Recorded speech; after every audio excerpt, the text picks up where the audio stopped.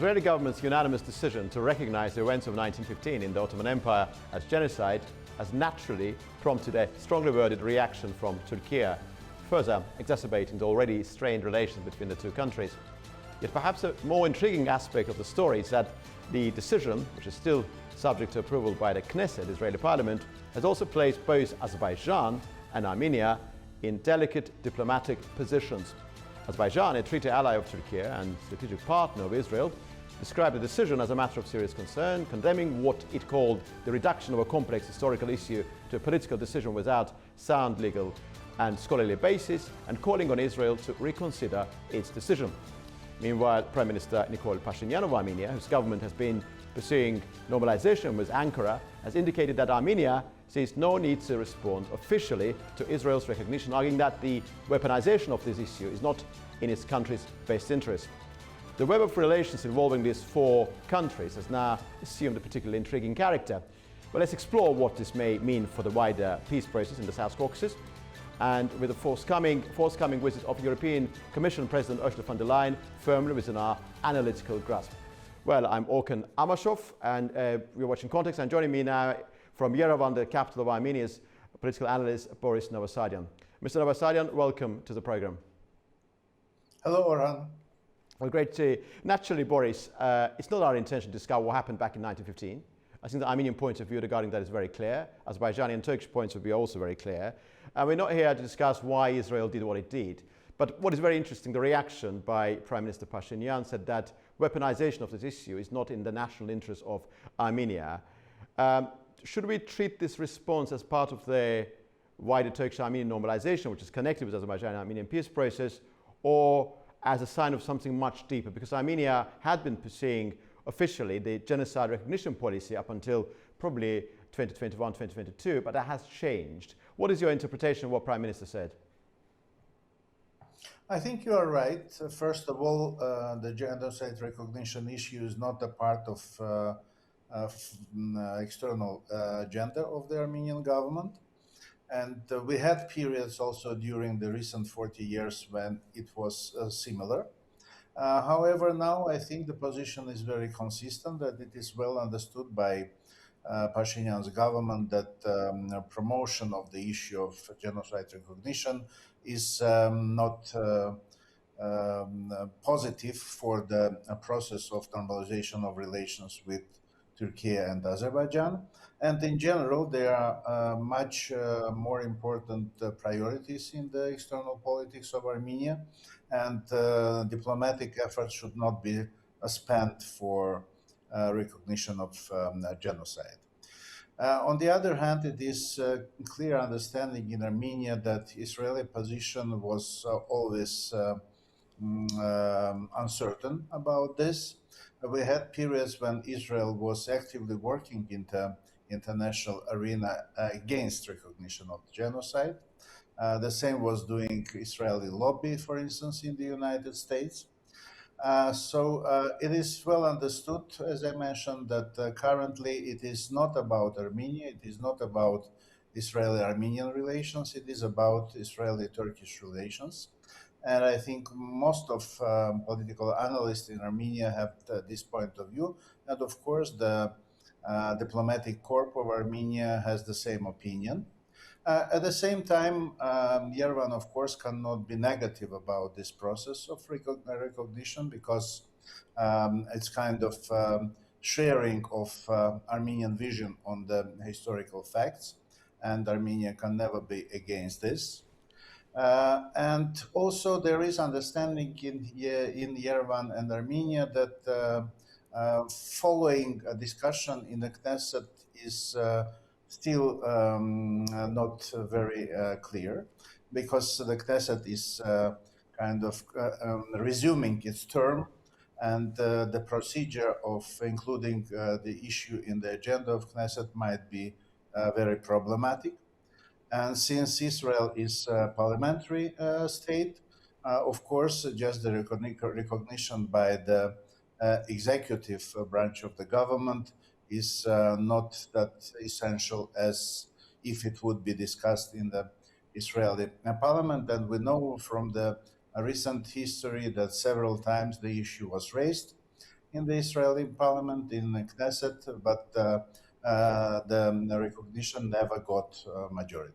One more moment regarding this particular event. I think that earlier, a couple of years ago, Israeli position on actually helping Turkey in the United States regarding this very matter is also said to have been based on the idea that Israelis always wanted what happened during the Second World War to remain as a standalone specific example, sort of not to be compared to anything else happened, including the events of 1915. I don't know to what extent you subscribe to that, but that has been one of the predominant theories why Israel behaved the way it behaved in the past, why it has changed its tact.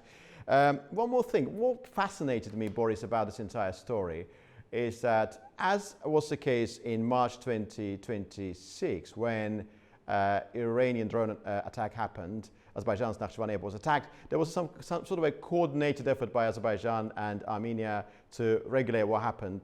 The foreign minister spoke about the security in the South Caucasus. Naturally, Azerbaijan and Armenia do not share the same opinion regarding what happened in 1915. But what was interesting, both sides, both Baku and Yerevan, to put it mildly, found Israeli decision unhelpful now, for very different reasons, and the word unhelpful does not really refer to each single opinion expressed by them. But how do you find when Azerbaijan and Armenia, I'm not saying they share the same opinion, but they come from the same argument in relation to this external event? First of all, I think that it is a phenomenon that Azerbaijan is probably more consistent in the issue of recognition of Armenian genocide than even Turkey, especially if we are taking international intellectual circles or expert community. If in Turkey we can see certain researchers, certain representatives of academia, and even civil society activists that were even in favor of recognition of genocide, while in Azerbaijan the position of the same circles was quite unanimous. So this is why I think in the current situation, when Armenia and Azerbaijan are moving to the normalization process, having a polar attitude to any side would be harmful. And I think this is well understood both in Yerevan and Baku, although the statement of Azerbaijan was quite harsh, taking into account quite close Israeli-Azerbaijani relations. But still, I guess that the interest in normalization is that strong both in Armenia and Azerbaijan, and that such developments which we follow now in Israel with the recognition of genocide will hardly damage the process between Baku and Yerevan. At least I am hoping that I am right on this. We'll come to the point regarding Ursula von der Leyen's prospective visit to both Baku and Yerevan a bit later.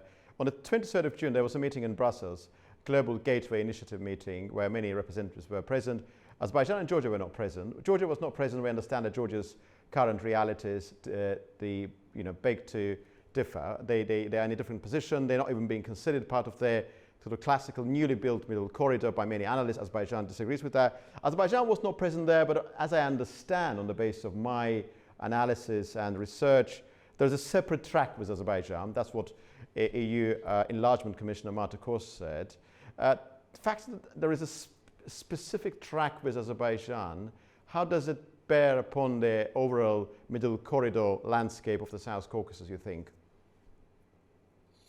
First of all, there is a certain level of ambiguity about EU and Azerbaijan relations in the context of global gateway and generally about opening the communications using the territory of the South Caucasus. So I think the upcoming visit of Ursula von der Leyen to our region, including visit to Azerbaijan, will allow to make a closer position on the issues. And this is not only communication issue, I think it is also supply of energy resources from the Central Asia and Azerbaijan to Europe, because Azerbaijan is claiming that without its territory, no communication and transportation and supply of energy resources would be possible from the east to the west, first of all to Europe. Yes, we listen from Azerbaijan that any assessment of European Union of the internal political situation and societal situation in Azerbaijan with human rights and democracy is unacceptable. So Azerbaijan is not interested in the position and assessment of the EU, and that is why earlier resolution of European Parliament faced criticism from Azerbaijan.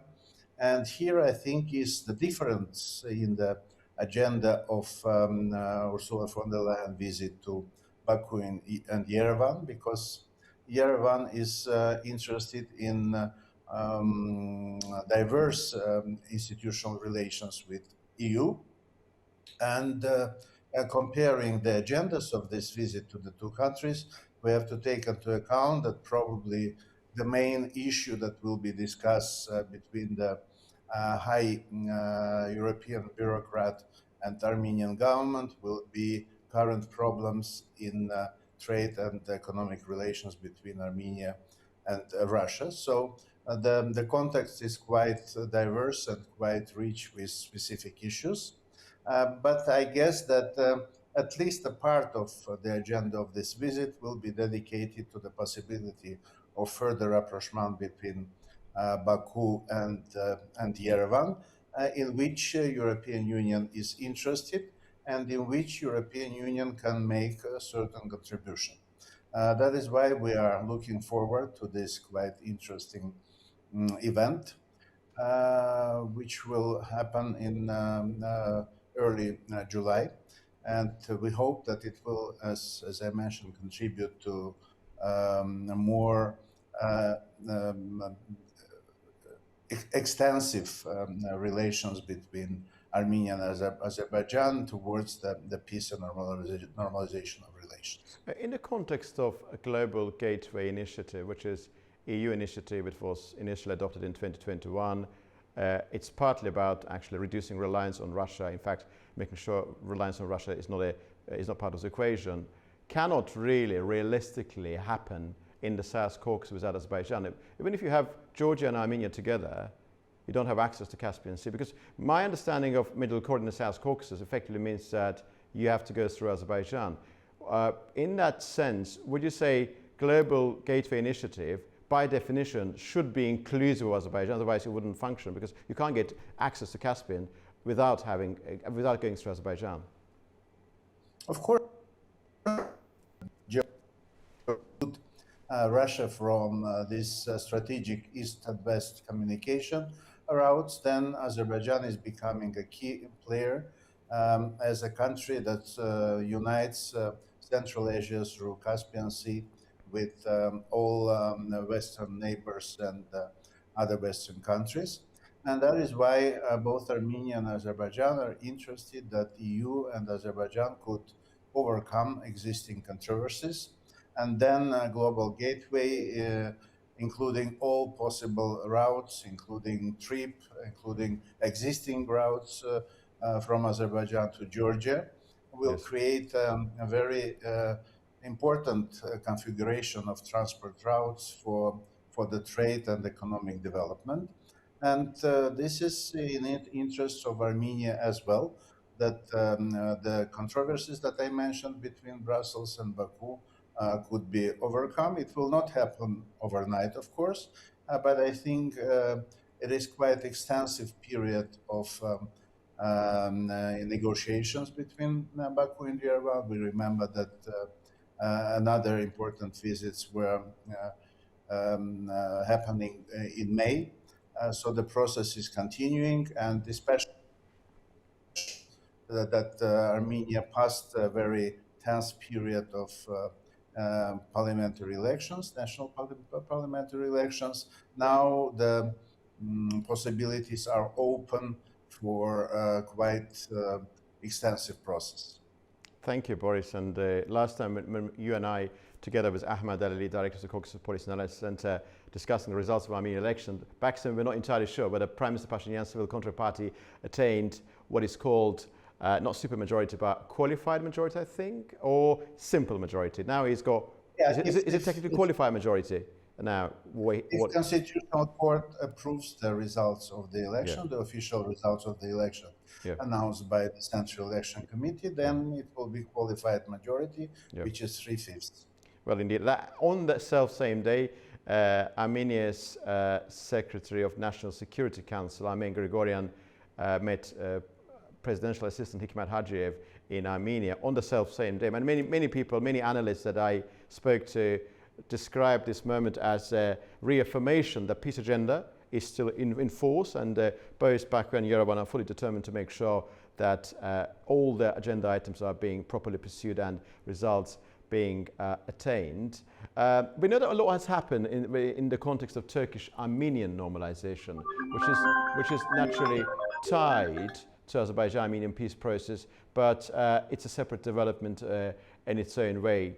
We know that there are two crossing border checkpoints between Armenia and Turkey. There's also a connection via Georgia, Ahal-Kalaki connection. And we know that there was a meeting in early May, then on the 23rd of June. What is the latest development there on the ground? If tomorrow Azerbaijani-Armenian peace process does reach the point of signing a ratification, what are the connectivity elements there on the ground between Turkey and Armenia ready to be properly utilized?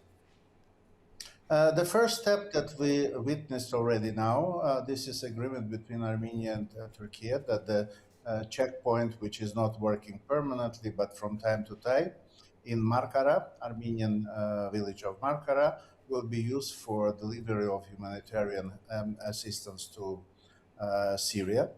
And this is a great event because the first time this checkpoint was used for humanitarian purposes when there was an earthquake in Turkey, and which is very important that this checkpoint is not at all controlled by Russian border troops, which is another important progress because we are all interested that relations between the countries of our region are bilateral without any engagement, including border troops by any other countries, including, and first of all, by Russia. Another interesting development in Armenian-Turkish relations is that the special envoy representing Armenia in bilateral negotiations with Turkey, Ruben Robinyan, is elected by the leadership of, or the board of Civil Contract Party as a candidate for being a speaker in the parliament, so his position is raised by its status. This means that his work was assessed as very positive and effective. So I think having a person who was so active in Armenian-Turkish dialogue is now occupying the second most important, or will be occupying the second most important political position in Armenia. So this is kind of indirect sign of good perspectives for Armenian-Turkish relations. Of course, it will be very much important that the agreements on the reconstruction of the railroad connecting Gyumri and Kars. I expect that practical works will start soon, and all this is promising that opening communications will happen in the nearest future. And of course, we understand that this should be a parallel process with using jointly the communication opportunities between Azerbaijan and Armenia. Recently, we heard from Iranian and Russian officials regarding Trump route for international peace and prosperity. Russia criticized this particular route, saying that it's not practicable. There will be many, many obstacles along the way. Iran, after the signing of the Memorandum of Understanding, expressed his renewed dissatisfaction with this particular route, describing it as external imposition, and criticizing of Azerbaijan for not actually sorting out this problem out by means of bilateral Iranian-Azerbaijani arrangement via the Iranian territory. I mean, there is a massive concern. You know it from your own conversations with your colleagues from Azerbaijan that there is a concern in Azerbaijan that delay regarding the construction of Trump route for international peace and prosperity could have negative implications for the trust between these two countries. What is your evaluation of the current situation when it comes to Russia? And also, perhaps one more question. Although TRIP is outside that Southern Caucasus railway system, one of Azerbaijani analysts whom you know very well indeed, Farhad Mammadov, described the railway system there controlled by Russia as the greatest Russian asset inside Armenia, even bigger asset than Russian military base. I also would like you to reflect on the last point as well. First of all, I would agree that the main assets of Russia in Armenia is this concession of the railway system and its presence in the energy sphere of Armenia, especially its role in the exploitation of the power station in Armenia. Yes, I see great interest of Russia to remain monopolist in the railway transport system. But the recent development between Yerevan and Moscow is kind of a sign that the influence of Russia on the decisions taken by Yerevan is decreasing. And I think TRIP is part of this. So I don't see any role or any possibility for Russia to prevent from the construction of the railroad there or reconstruction of the railroad. Iran issue is much more important. And unfortunately, we don't have kind of final understanding what will be the role of Iran because it depends strongly on US-Iran, this quite controversial process when military action is mixed and or combined with extensive negotiations. So we hope that resolution of this conflict between Washington and Tehran will be a promising development for the future of the trip. And of course, I think Armenia and Azerbaijan are not planning to isolate Iran completely from different communication and transportation projects. And for instance, the